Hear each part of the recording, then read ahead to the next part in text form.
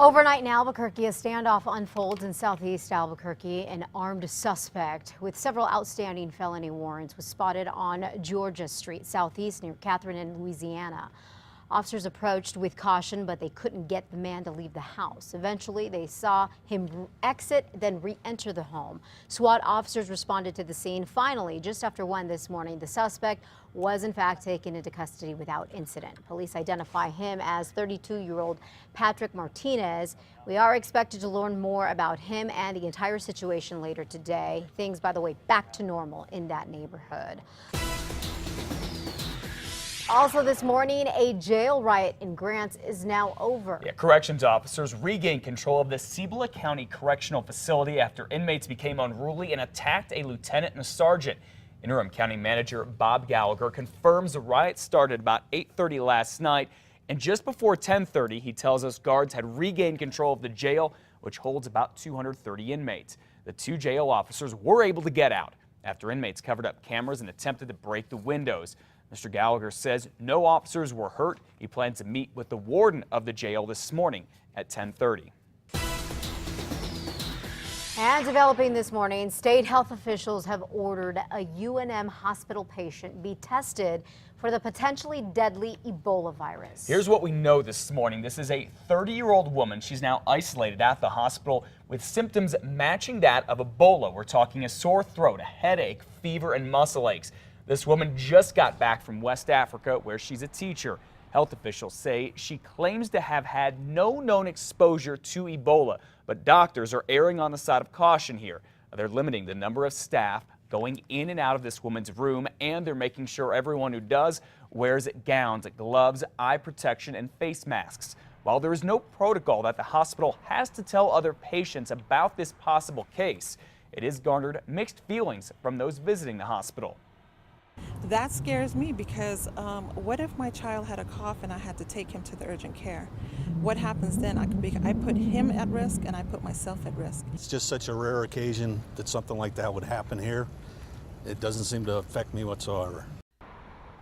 Doctors say Ebola cannot be transmitted through the air or casual contact, such as eating or drinking after someone. It can only be spread through direct contact, including broken skin or mucous membranes. Well, as of August 13th, which was last Wednesday, there have been no confirmed Ebola cases reported here in the U.S.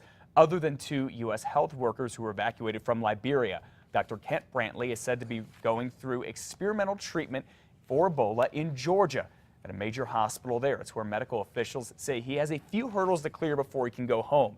Earlier this month, Brantley and an American missionary, Nancy Wrightball, were transferred to an isolation unit in Atlanta at Emory University Hospital after getting Ebola while helping patients in Liberia. The World Health Organization says at least 2,100 people have been affected in West Africa.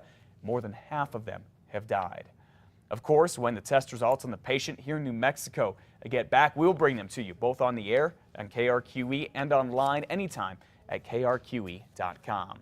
Well, 5:05 nationally this morning, the governor of Missouri has ordered out the National Guard to help restore peace and order in Ferguson. This after a week of violence because of a police shooting and killing an unarmed black teenager. That's right. Governor Jay Nixon signed the executive order early this morning after the first gunshot was reported at 8:25. Listen.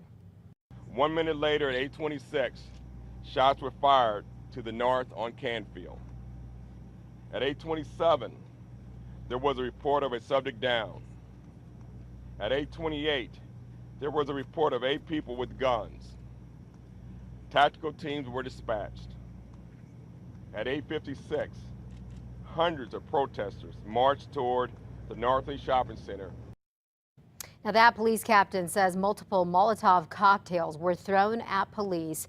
Cops used tear gas to clear protesters who they say were shooting, looting, and vandalizing the neighborhood. Word this morning is that U.S. Attorney General Eric Holder is now ordering that a federal medical examiner perform another autopsy on Michael Brown, the unarmed 18-year-old who witnesses say was holding his arms up as if to surrender when he was shot dead by a white police officer. We'll, of course, keep you posted. Now, back here in New Mexico, police say someone is preying on parents' worst fears. An Albuquerque doctor got a terrifying phone call from someone claiming that they were with a drug cartel and that they had kidnapped his 11-year-old daughter.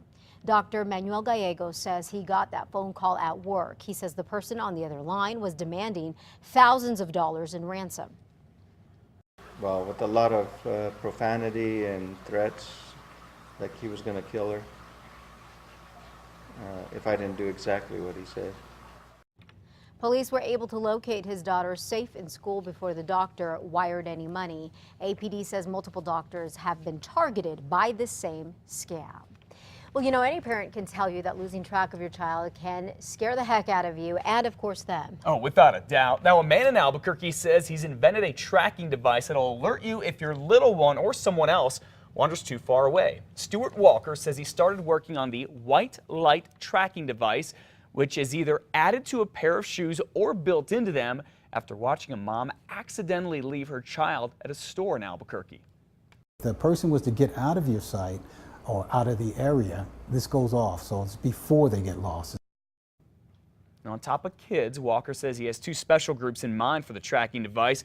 We have particularly kids with autism and adults with Alzheimer's or dementia. He says he has tried out the tracker on his own mother, who sadly lost her fight with Alzheimer's 2 years ago. Walker's company is currently giving away the product to 2 families a month who can prove they need it. If you think this is you or you want to find out more about it, head to our website at krqe.com and click on links. And real quick at 5:08, if you're heading out the door early this morning, be aware there are still some closures at Paseo del Norte and I-25. Eastbound Paseo closed at I-25 Friday night. It is set to be closed for about another hour until 6 this morning. Crews are working to remove old concrete at the intersection. Drivers will be able to access southbound I-25 through the frontage road and northbound I-25 or Paseo by using Alameda or San Antonio.